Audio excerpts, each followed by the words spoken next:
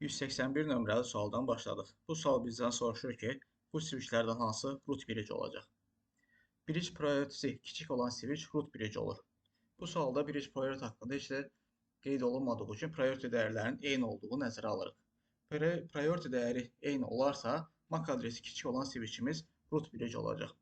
Bu nömrədə biz MAC adresləri müqayisə eləyək. MAC adreslər oxşar MAC adresləridir. 0C, Y0, burada da 0C, 0Y.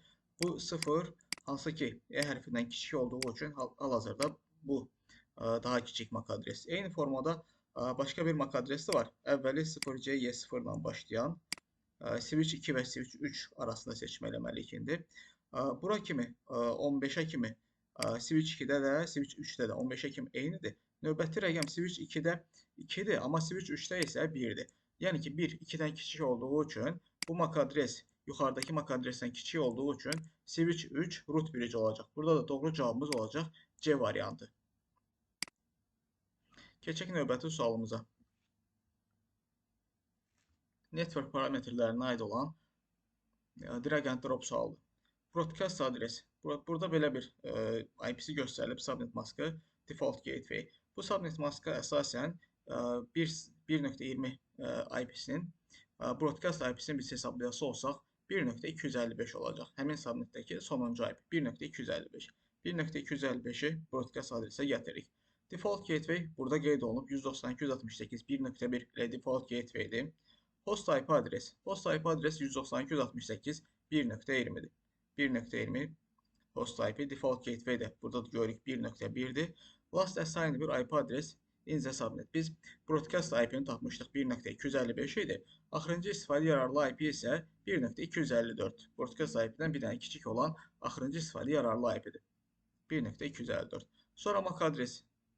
MAC adresi biz buradan görə bilərik. B8 ilə başlayır, sonunda da DF ilə yekunlaşır.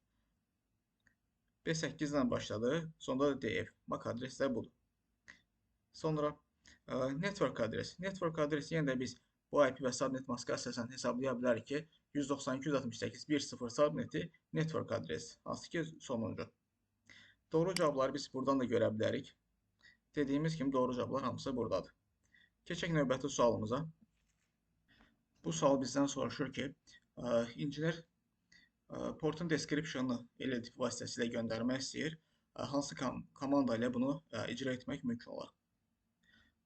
Doğru cavab buradakindən bir balaca fərqlidir. Discussion-da biz onu görə bilərik. Doğru cavab bu komanda vasitəsilə portun description-ını LLDP vasitəsilə göndərmək mümkündür. Burada nisbətən oxşar cavabımız isə D variantıdır. Əgər sizə də imtahanda bu sual düşərsə, D variantını seçərsiniz. Keçək növbəti sualımıza. Bu sualda bizdən root bridge soruşur. Bayaq da dediyimiz kimi, bridge priority'si kiçik olan switch root bridge olur. Burada da priority'lər göstərilib 32.768, 32.768, 30.000, 30.000. Hal-hazırda 30.000 32.768-dən kiçik olduğu üçün switch 2 və switch 3 bu switchlərdən birisi root bridge olacaq.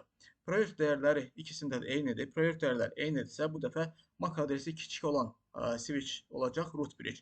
Burada da MAC adresi C ilə başlayır, burada da B ilə. Yəni ki, bu B ilə başlayan MAC adres C ilə başlayan MAC adresdən daha kiçik olduğu üçün switch 2 root bridge'dir. Doğru cavabımız B variantı.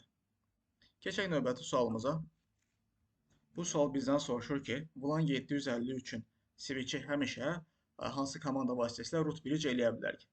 Doğru cavabımız burada B variantıdır. Spanning tree VLAN 750, priority 0. Keçək növbəti sualımıza.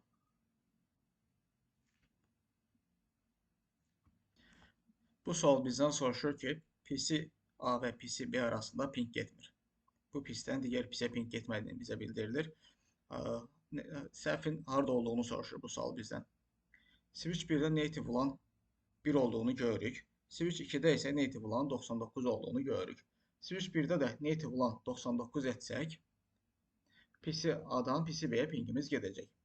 Hər iki switchdə native VLAN fərqli olduğu üçün ping getmir. Doğru cavabımız D variantı. Bu halda native VLAN mismatch erroru görəcəyik. Keçək növbəti sualımıza. Wireless LAN ilə bağlı dirəgent drop suallardır. Doğru cavabı soldan sağa doğru sürüşdürməliyik. Device that manage access point. Doğru cavabımız wireless LAN controller.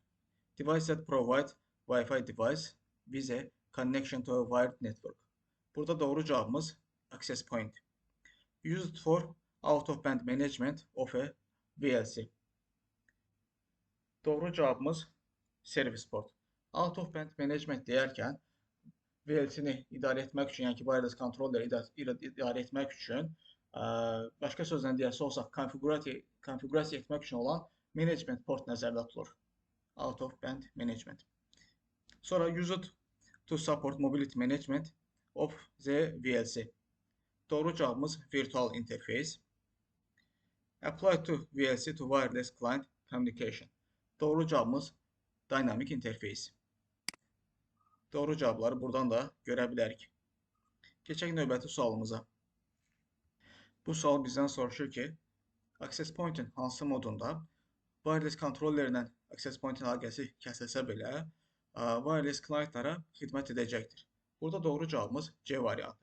Flex Connect modda işləyən access point-lər wireless controller ilə əlaqəsi kəsilsə belə işinə davam edəcəkdir. Yəni ki, Wi-Fi-yə qoşulan cihazlar Wi-Fi şəbəkəsindən problemsiz istifadə edə biləcəklərdir. Doğru cavabımız C variantı. Keçək növbəti sualımıza. Şəkildə router'a qoşulan digər cihazlar haqqında məlumat göstərilir. Bu məlumatlar CDP, yəni ki, Cisco Discovery protokolu ilə öyrənilmiş məlumatlardır. Show CDP Neighbor komandası ilə qoşulu olan digər cihazlardan bu məlumatlar öyrənilib.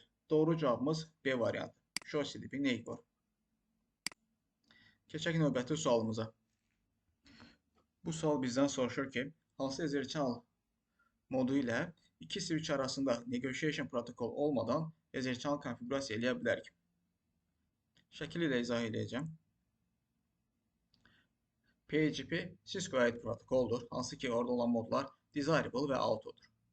LACP isə open standart protokoldur. Burada da aktiv və pasiv modları var. Yenidən şəklimizə qaydası olsaq, onun isə negotiation protokolu istifadə olunmadan konfigurasiya olunan Ether channel modudur. Doğru cavabımız B variantı. Videonu artıq burada sonlandırıram.